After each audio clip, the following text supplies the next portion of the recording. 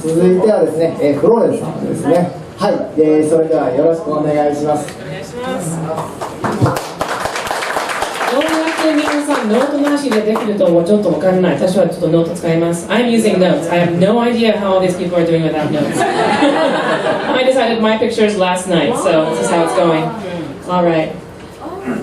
The piece, this is called 20 by 20. I just turned 40 2 weeks ago, so this is photography at 40. This picture is from the first roll of film I shot after moving here to Japan, back when I still shot film. One of the things I love about my life here in Japan is that I can ride my bicycle and get around town without needing to own a car. I used to take pictures of pretty much just plants. The camera gives me the ability to pull things into focus, to focus on details.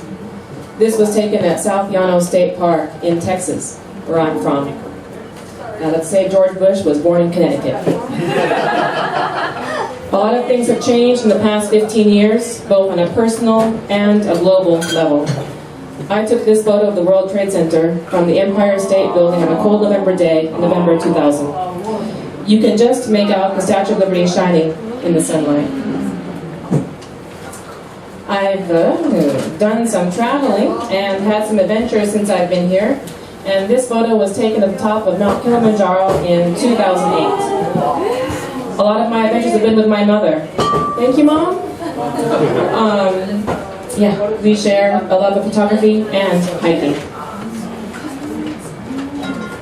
Of all the places that I've been, I continue to be most happy when I come home to Hiroshima.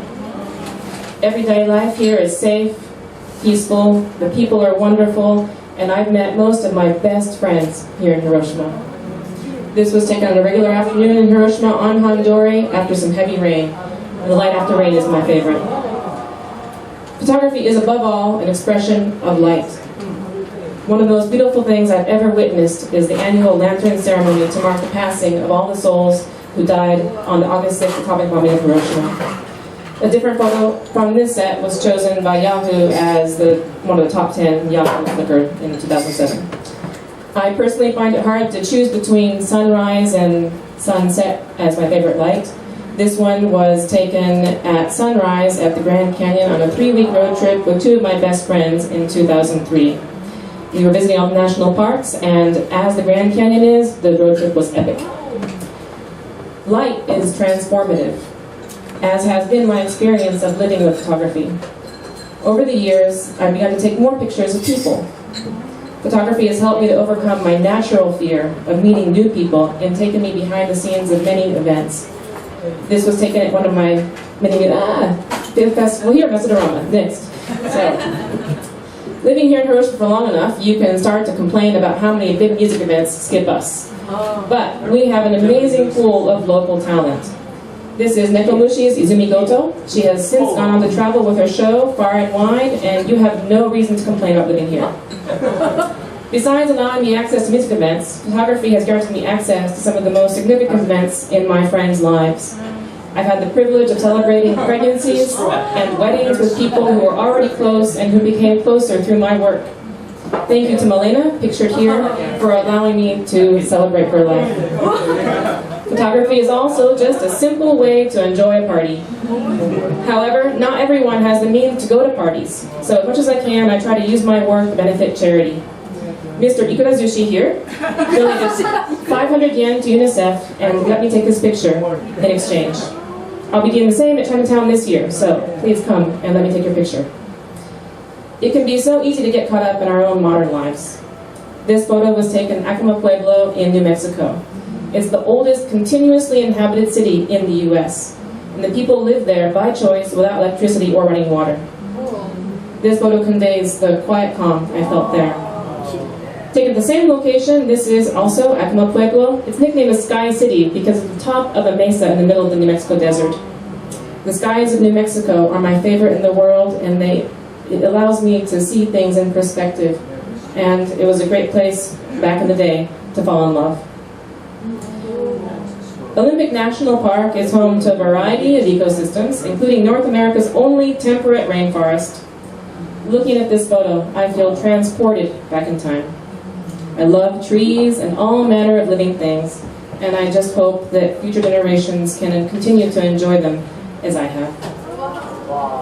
When I first moved to Japan, I really didn't understand how so many people could ask whether my home country had 4 seasons. I used to get really annoyed, but after living here, now I understand that what some people are really asking is, do you celebrate the seasons like the Japanese do? These are plum blossoms in Peace Park. This is Shinin-kyojo. One of my favorite stories about Hiroshima is about how the citizens of the city worked together to build the old baseball stadium out of their own pockets after the atomic bomb. Eventually, just too many people thought it was too old and too small, and it's been replaced, but I still think it was beautiful. I love architecture. It's art for everyday life. And I love how photography allows me to interact with architecture. This is a detail of the Torii Gate at Oni no Sentaku Iwa, the Devil's Washboard in Kyushu. Japanese traditional architecture is especially photogenic. If it's hard for you to understand, this is the... anyway, okay. And who doesn't love bears? This was taken at Brooks Falls in Katmai National Park in Alaska. Photography for me is a way of working through inner conflict. It's an adventure of discovery, both inner and geographical. For me, part of that inner self-exploration is expressed through self-portraits. Unlike the bears, I don't think of myself as especially photogenic, but when I take pictures of myself, I can see myself as I want to be seen. And since I've turned 40 this year, I can always remember what I looked like at 39. This shot was taken in Shimonoseki within my first few months of living here. Photography has opened doors for me in ways that I never would have imagined. Through it, I've gone places, met people, and enjoyed myself immensely. Thank you very much.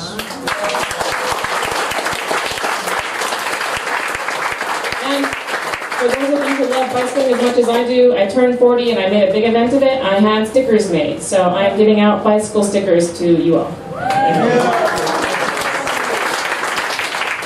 Thank you.